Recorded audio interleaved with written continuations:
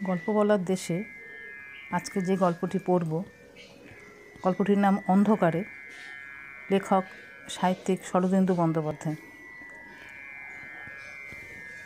বছর কয়েক আগে শ্রাবণ মাসের মাঝামাঝি একটা রাত্রিতে যে ভীষণ ঝড় বৃষ্টি হইয়া কলিকাতা শহরটা দেখিতে দেখিতে 2 হাত জলের নিচে ডুবিয়া গিয়াছিল, তাহা বোধ করি এখনও অনেকের স্মরণ আছে। অবশ্য কলিকাতার জল নিকাশের যেরূপ সুব্যবস্থা, তাহাতে শহরের কোনো কোনো অংশে আধ ঘণ্টা বৃষ্টি হইবার পরই 1 হাঁটু জল জমিয়ে যাওয়া কিছু নূতন নয়। কিন্তু সেবারের দুর্যোগ এতই ভয়ানক হইয়াছিল যে বোধ করি গত 40 বছরের মধ্যে এমনটা দেখা যায় নাই। ইলেকট্রিক তার ছিঁড়িয়া রাস্তায় গ্যাসবাতি নিভিয়া সমস্ত রাত্রির জন্য মহানগরী একেবারে অন্ধকার হইয়া গিয়াছিল। সত্য মিথ্যা বলিতে পারি না, কিন্তু শুনিয়াছি সেই এক রাত্রের জন্য একটা মোমবাতির দাম 5 পয়সা হইতে 2 টাকায় দাঁড়াইয়াছিল। বাদুরবাগানে আমার বাসা। সেদিন সন্ধ্যাবেলা একটা জরুরি কাজে শহরের উল্টা দিকে হাওড়ার অভিমুখে গিয়াছিলাম। কাজ শেষ করিতে 7টা বাজিয়া গেল। ফিরিবার পথে চা খাইবার জন্য দরমাহাটার কাছাকাছি একটা ছোট্ট দোকানে ঢুকিলাম। বাহিরে তখন গুড়ি গুড়ি বৃষ্টি আরম্ভ হইয়াছে। রাস্তায় গ্যাসের আলো কাচের উপরকার বৃষ্টিবিন্দু ভেদ করিয়া ঝাপসাভাবে বাহির হইতেছে। আমার দুর্ভাবনার বিশেষ হেতু ছিল না, সঙ্গে ছাতা ছিল। আরাম করিয়া বসিয়া চা খাইতে লাগিলাম।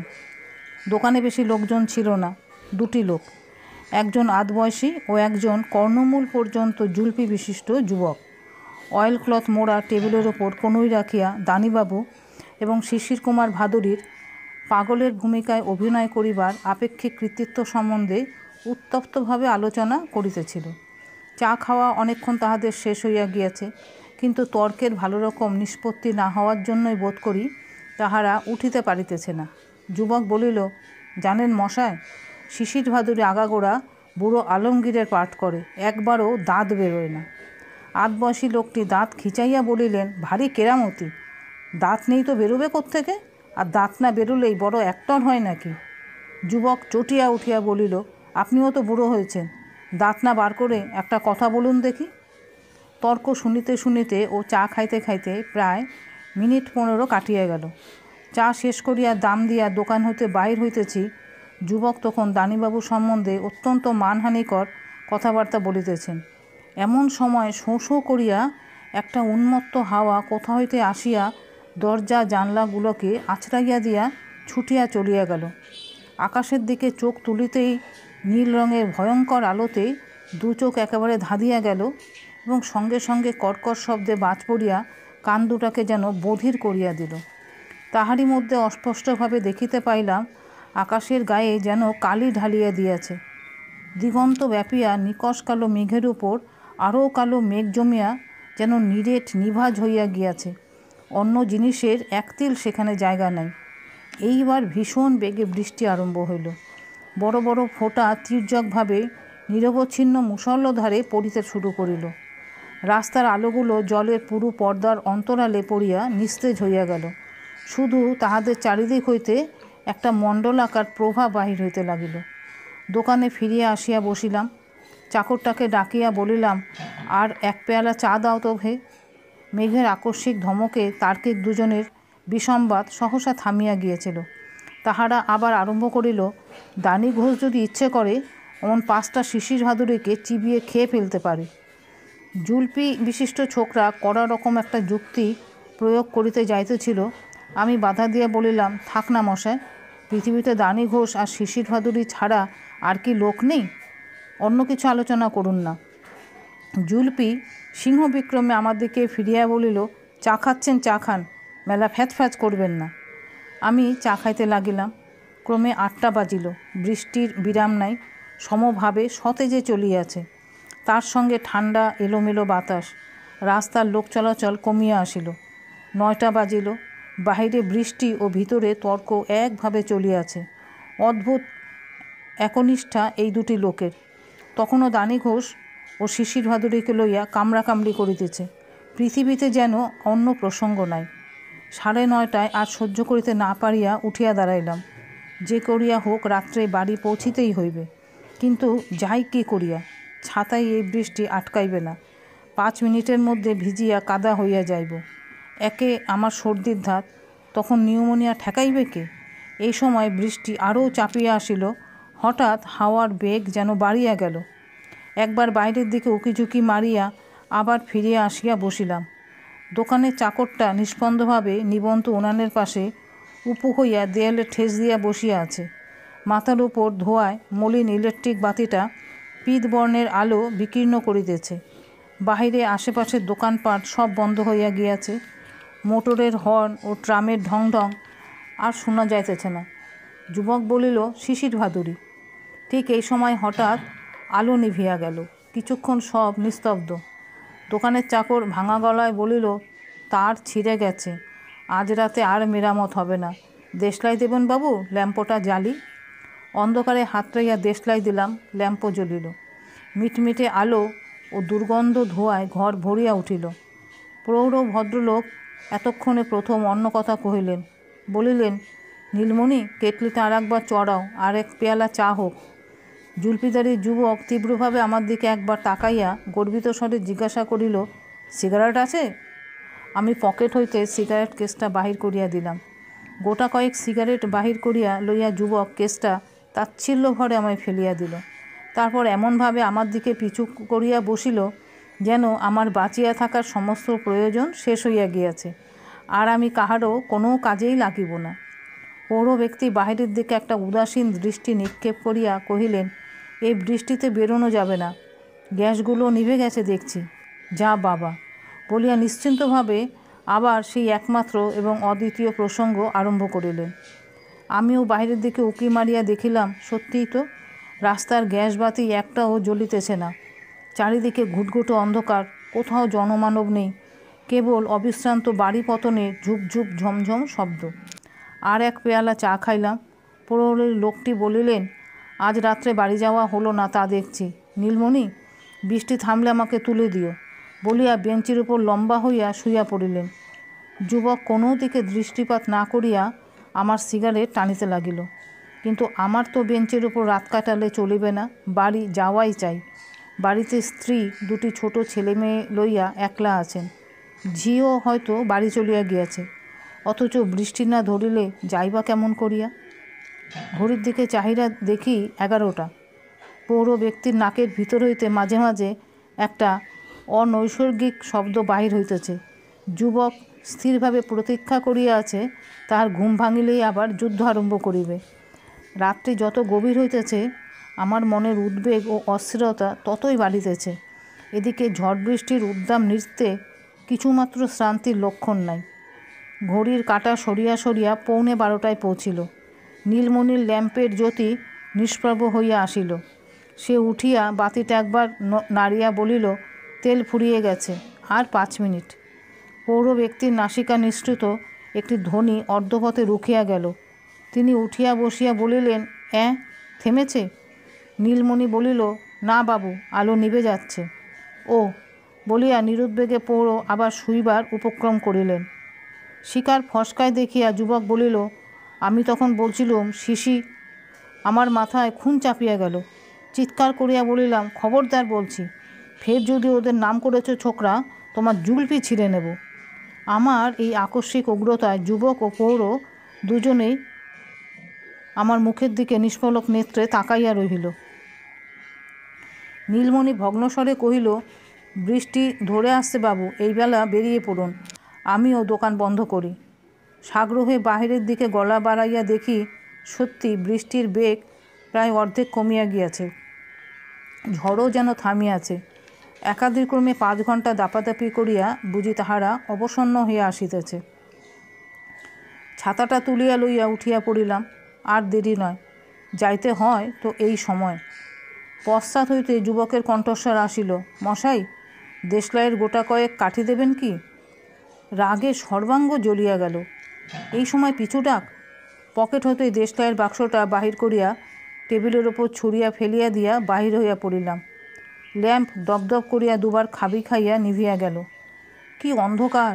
একটা প্রকাণ্ড শহর বর্ষার রাত্রিকালে সহসা আলোকহীন হইয়া গেলে যে কিরূপ ভয়ানক অন্ধকার হয়, তাহা কল্পনা করা দুঃসাধ্য।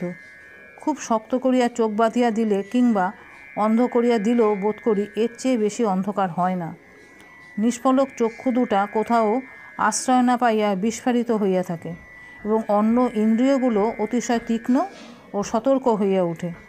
প্রথম ঝোঁকে খুব খানিকটা চলিয়া আসিয়া থমকিয়া পড়িলাম। কোথায় যাইতেছি, কোন দিকে যাইতেছি? বাড়ি গিয়া পৌঁছিবার একান্ত আগ্রহে অগ্রপশ্চাৎ না ভাবিয়া বাহির হইয়া পড়িয়াছি বটে, কিন্তু এই বিদঘুটে অন্ধকারে পথ চিনিয়া যাইব কি প্রকারে? দোকান হইতে বাহির হইয়া ঠিক যে কোন মুখে আসিয়াছি তাহাও স্মরণ করিতে পারিতেছি না। হয়তোবা যেদিকে বাড়ি তাহার উল্টা পথেই গিয়াছি। এখন উপায়?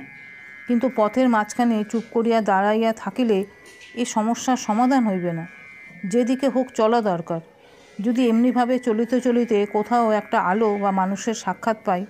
সুতরাং আবার সম্মুখ দিকে চলিতে আরম্ভ করিলাম। বৃষ্টি ও ঝড় ক্রমে কমিয়া কমিয়া একটা বিষাদপূর্ণ দীর্ঘশ্বাস ছাড়িয়া থামিয়া গেল। তখন এই অন্ধকারের বুকের ওপর আর একটা জিনিস চাপিয়া বসিল, সেটা এই মধ্যরাত্রির ভয়াবহ নীরবতা। এতক্ষণ বৃষ্টির ঝপঝপ শব্দ ও বাতাসের গোঙানিতে যাহা চাপা ছিল, এখন তাহা উলঙ্গ মূর্তি ধরিয়া দেখা দিল। পৃথিবীর সব মানুষ যেন মরিয়া গিয়াছে, শুধু আমি একা বাঁচিয়া আছি। বিশ্ব ব্রহ্মাণ্ডের মধ্যে আমি একা, একেবারে নিঃসঙ্গ। দিগ্বিদিক জ্ঞানশূন্য হইয়া ছুটিয়া চলিলাম। মনের গূঢ়তম প্রদেশে বোধ করি এই আকাঙ্ক্ষাটাই দুর্নিবার হইয়া উঠিয়াছিল যে মানুষ চাই, সঙ্গী চাই। কোনো প্রকারে এই দুঃসহ নিঃসঙ্গতার হাত হইতে পরিত্রাণ পাওয়া দরকার। কিন্তু বেশি দূর যাইতে হইল না। খানিক দূর গিয়াই প্রচণ্ড একটা হোঁচট লাগিয়া হুমড়ি খাইয়া একেবারে এক কোমর জলের মধ্যে পড়িয়া গেলাম। ছাতাটা হাত হইতে কোথায় ছিটকাইয়া পড়িল। হাঁচর পাঁচর করিয়া উঠিয়া দাঁড়াইতে দেখিলাম, না, এক কোমর নয়, তবে জল এক হাঁটু বটে। আন্দাজে বুঝিলাম বোধহয় এতক্ষণ ফুটপাতে চলিতেছিলাম, এবার রাস্তায় নামিয়াছি। কিন্তু এই অবতরণটি যেমন সুখকর নয়, ফুটপাতে ফিরিয়া যাওয়াও তেমনি অত্যন্ত কঠিন ব্যাপার। কারণ ফুটপাত যে কোন দিকে তাহা জলে পতনের সঙ্গে সঙ্গে গুলাইয়া গিয়াছে। 5 ঘন্টা ক্রমান্বয়ে বৃষ্টি হইবার পর যে রাস্তায় জল জমিতে পারে এই সম্ভাবনাটা তখন পর্যন্ত মাথায় আসে নাই। কিন্তু ভগবান যখন চোখে আঙুল দিয়া দেখাইয়া দিলেন, তখন দুশ্চিন্তা হইল। না জানি কোথায় অথই গভীর জল আমার জন্য অপেক্ষা করিয়াছে। হয়তো এক পা অগ্রসর হইলেই হুশ করিয়া ডুবিয়া যাইব। এক হাঁটু জলের মধ্যে এক পা করিয়া সাবধানে অগ্রগামী হইতে লাগিলাম। বুক ফাটিয়া কান্না আসিতে লাগিল। হায় ভগবান, এ আমার কি দুর্দশা করিলে! কেন মরিতে আজ ঘরের বাহির হইয়াছিলাম? যদি বাহির হইয়াছিলাম, তবে চায়ের দোকানে রাত্রিটা কাটাইয়া দিলাম না কেন? কিন্তু পশ্চাতাপে কোনো ফল হইবে না। আমি মাথা ঠান্ডা করিয়া একটু ভাবিতে চেষ্টা করিলাম, এরূপ ক্ষেত্রে কি করা উচিত। প্রথমত কোনো রকমে ফুটপাতে ওঠা চাই। মাঝ রাস্তায় জলের মধ্য দিয়া 10 ক্রোশ পথ হাঁটিয়া গেলেও কোনো একটা লক্ষ্যে পৌঁছানো যাইবে না। ফুটপাতে উঠিতে পারিলে কোনো একটা বাড়ির দরজায় ধাক্কা দিয়া লোক জাগাইয়া রাত্রির মতো আশ্রয় পাওয়া যাইতে পারে, কিংবা অন্য কোনো ব্যবস্থা করা সম্ভব। মোট কথা, যে উপায়েই হোক নরলোকের সহিত সম্বন্ধ স্থাপন করা দরকার। এই অন্ধকার সমুদ্রের মধ্যে বেশি নয়, আপাতত একটা মানুষের দেখা পাইলেও যে সাক্ষাৎ চাঁদ হাতে পাইব তাহাতে আর সন্দেহ রহিল না। শামুকের মতো হাঁটিয়া হাঁটিয়া কিন্তু কোনো দিকেই এমন একটা বিশিষ্ট কিছু ধরিতে পারিলাম না যেখান হইতে আমার যাত্রাটাকে সুনিশ্চিন্ত করিতে পারি। এক হাঁটু জল কখনো কমিয়া আধ হাঁটুতে নামিতেছে, কখনো উরুত পর্যন্ত পৌঁছিতেছে। এছাড়া দিগদর্শন করিবার কিংবা আবার যাত্রা নিয়ন্ত্রিত করিবার আর কোনো ইন্দ্রগ্রাহ্য চিহ্নই নাই। সৃষ্টির প্রথম জীব বোধ করি এমনই অন্ধভাবে প্রলয় পয়োধির অতল তলের মহা স্তব্ধতার মধ্যে অদৃষ্ট পরিচালিত হইয়া হাঁটিয়া বেড়াইত, এবং আবার মহাপ্রলয়ের দিন যখন সূর্যচন্দ্রের আলো নিভিয়া যাইবে, তখন সৃষ্টির শেষ জীব এমনি নিরুপায় দিশাহারা হইয়া ঘুরিয়া বেড়াইবে। এইভাবে কতক্ষণ চলিয়াছিলাম বলিতে পারি না। সময়ের ধারণাও এই ঘোর নীরবতার মধ্যে ডুবিয়া গিয়াছিল। হঠাৎ পায়ের আঙুলে একটা শক্ত বস্তু ঠেকিল। অনুভবে সিঁড়ির ধাপের মতো বোধ হইল। তাহার উপর উঠিয়া 2-4 পা এদিক ওদিক ঘুরিবার পর বুঝিলাম এতক্ষণে আমার সেই ঈপ্সিত ফুটপাতে পৌঁছিয়াছি। যাক, তবু তো কিছু পাইয়াছি। 2 হাত বাড়াইয়া হাতড়াইতে হাতড়াইতে কিছুক্ষণ চলিলাম। একটা ভিজা দেয়াল হাতে ঠেকিল। তখন সেই দেয়াল ধরিয়া চলিতে আরম্ভ করিলাম। কিছুকাল এইভাবে যাইবার পর কাঠের দরজায় হাত পড়িল। সশব্দে একটা নিঃশ্বাস ফেলিলাম। এতক্ষণে বুঝি দুঃখ সাগরে কুল মিলিল। দরজায় সজোরে ধাক্কা দিলাম। তারপরে চিৎকার করিয়া ডাকিতে লাগিলাম, কে আছো, দৌড় খোলো। মশায়, দয়া করে একটিবার দৌড় খুলুন। ওহে, কেউ শুনতে পাচ্ছ? একবার দরজাটি খুলবে? কিন্তু কোথায় কে? দরজা যেমন বন্ধ ছিল তেমনি বন্ধই রহিল। বাড়ির ভিতর হইতে কোনো জবাব আসিল না। শুধু আমার আগ্রহ ব্যাকুল কণ্ঠস্বর কোথাও আশ্রয় না পাইয়া নিঃসঙ্গ প্রেতজনীর মতো এই বিরাট নিস্তব্ধতার মধ্যে গুমরিয়া কাঁদিয়া বেড়াইতে লাগিল। পূর্ববৎ দেয়াল ধরিয়া আবার আর একটা দরজার সম্মুখে উপস্থিত হইয়া ঠেলাঠেলি হাঁকাহাঁকি করিলাম, কিন্তু কোনোই ফল হইল না। দরজা খুলিল না। এমনকি দরজার অন্তরালে কোথাও যে লোক আছে তাহার চিহ্ন পর্যন্ত পাওয়া গেল না। আরও 2-3টা দরজা এমনিভাবে চেষ্টা করিয়া দেখিলাম, কিন্তু যথা পূর্বং তথা পরং, ফলের কোনো তারতম্য হইল না। শরীর অবসন্ন হইয়া আসিল, মনও উদ্ভ্রান্ত উদাসীন হইয়া গেল। যদি কলিকাতার সবাই মরিয়া গিয়া থাকে তবে আমার বাঁচিয়া থাকিয়াই বা লাভ কী? এখন কোথাও একটু শুইবার জায়গা পাইলে আর কিছুরই আমার দরকার নাই। জলের মধ্যে হাঁটিয়া হাঁটিয়া পা দুটা যেন ভাঙিয়া পড়িতেছে। যদি মরিতেই হয় তবে কোনো একটা শুষ্ক স্থানে পা ছড়াইয়া শুইয়া মরিতে পারিলেই ভালো। কিন্তু পা ছড়াইয়া শুইবার মতো স্থান এই প্রলয় প্লাবিত কলিকাতা শহরের মধ্যে কোথাও পাওয়া যায়? ফুটপাতের ওপরেও তো প্রায় 1 ফুট জল। যা হোক, এরকমভাবে হাল ছাড়িয়া দিলে চলিবে না। মন যতই অবসাদে ডুবিয়া যাইতে চাহিল ততই তাহাকে জোর করিয়া চাঙা করিয়া তুলিতে লাগিলাম। একটা কিছু সুরাহা হইবেই। এমন কখনো হইতে পারে যে কোনো বাড়ির লোক সাড়া দিবে না? হয়তো এখনই একটা বিলম্বিত ভাড়াটে গাড়ি কিংবা একজন আলোকধারী পথিক আসিয়া পড়িবে। হঠাৎ আমার মনে একটা দারুণ সন্দেহ উপস্থিত হইল। কোনো অভাবনীয় উপায়ে অন্ধ হইয়া যাই নাই তো? নইলে এ কি সম্ভব যে এতক্ষণ ধরিয়া এই 2 চক্ষে একটা কোনো কিছুই দেখিতে পাইতেছি না? এত অন্ধকার কি হইতে পারে? হয়তো সেই জলে যখন পড়িয়া গিয়েছিলাম 2 চক্ষু সজোরে কচলাইতে আরম্ভ করিলাম, কিন্তু চক্ষুর দুর্ভেদ্য তিমির দূর হইল না। হঠাৎ মনে হইল দেশলাই জ্বালিয়া দেখি না কেন। 2 পকেটে খুঁজিলাম, দেশলাই নাই। দেশলাই যে জুলপিকে দিয়া আসিয়াছি তাহা তখন কিছুতেই মনে করিতে পারিলাম না। যেন পাগলের মতো হইয়া গেলাম। অন্ধ হইয়া গিয়াছি কিনা এ সন্দেহটা তখনই যেমন করিয়া হোক ভঞ্জন করিতেই হইবে। মুহূর্ত বিলম্ব সহে না। আর একটা দরজার সম্মুখে গিয়া 2 হাতে তক্তার উপর চাপড়াইতে লাগিলাম। ও মশায়, কে আছেন?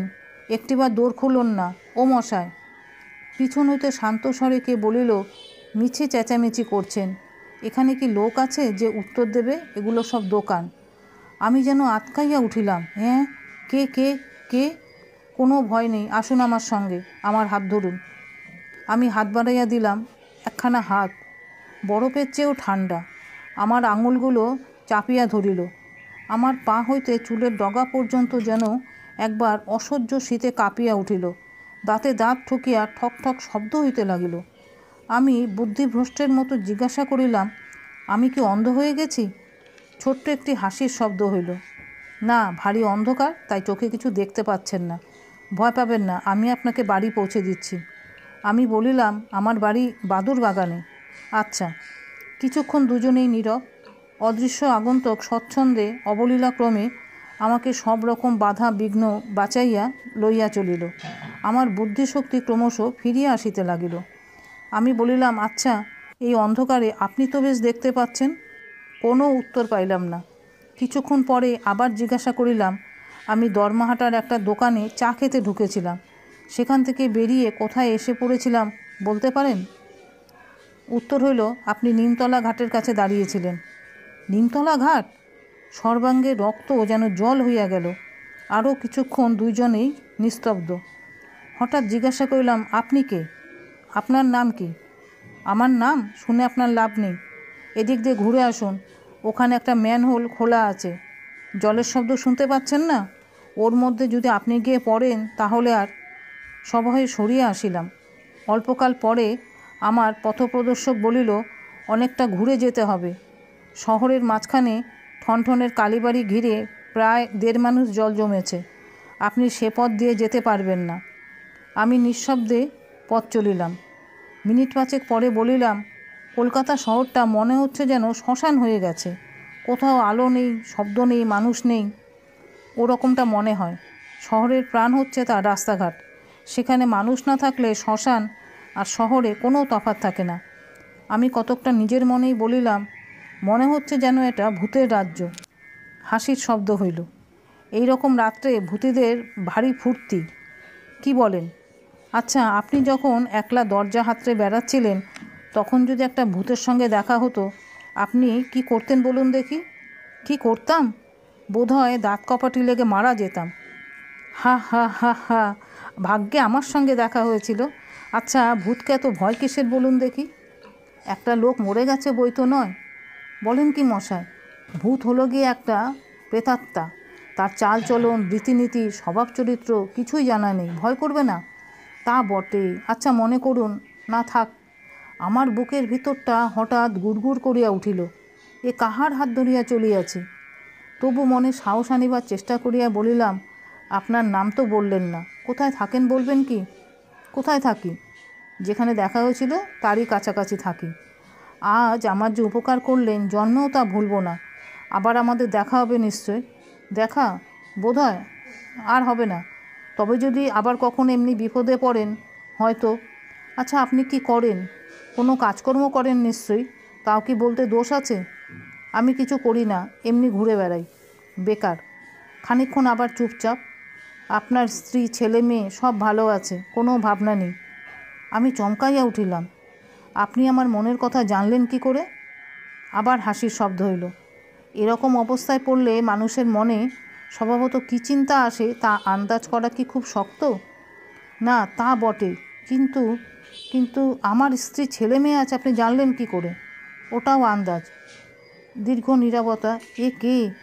কোন জগতের অধিবাসী? আমি মরিয়া হইয়া আরম্ভ করিলাম, দেখুন, ও কথা জিজ্ঞাসা করবেন না। আমার সর্বাঙ্গ থরথর করিয়া কাঁপিতে লাগিল।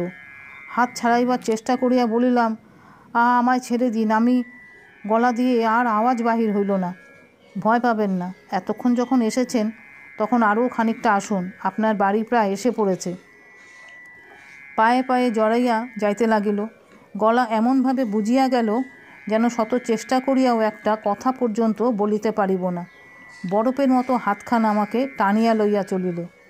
সহসা শেষ রাত্রে ঠান্ডা বাতাস গায়ে লাগিল। সে দাঁড়াইল, আমার হাত ছাড়িয়া দিল। এইবার আপনি একলাই যেতে পারবেন। এখান থেকে গুনে 100 পা এগিয়ে যান, গিয়ে ডান দিকে ফিরলে সামনেই পাবেন সেই আপনার বাড়ি। ভোর হয়ে আসছে, এবার আমাকে যেতে হবে। আমি অর্ধ মূর্ছিতের মতো নির্বাক হইয়া দাঁড়াইয়া রহিলাম। পুনরায় হাসির শব্দ হইল, কিন্তু এবার যেন শব্দটা বড় ব্যথাপূর্ণ। সে বলিল, আপনি বড় ভয় পেয়েছেন। আচ্ছা, চললাম তবে। এই নিন আপনার ছাতা, জলের মধ্যে ফেলে দিয়েছিলেন।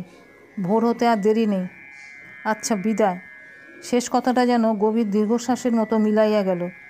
আমি আমার সমস্ত শক্তি একত্র করিয়া জিজ্ঞাসা করিলাম, আছেন কি? উত্তর আসিল না। মুখ তুলিয়া দেখিলাম, অতি দূরে পূর্ব আকাশের পুঞ্জিত মেঘ ভেদ করিয়া অল্প একটুখানি ফ্যাকাশে আলো দেখা দিয়েছে।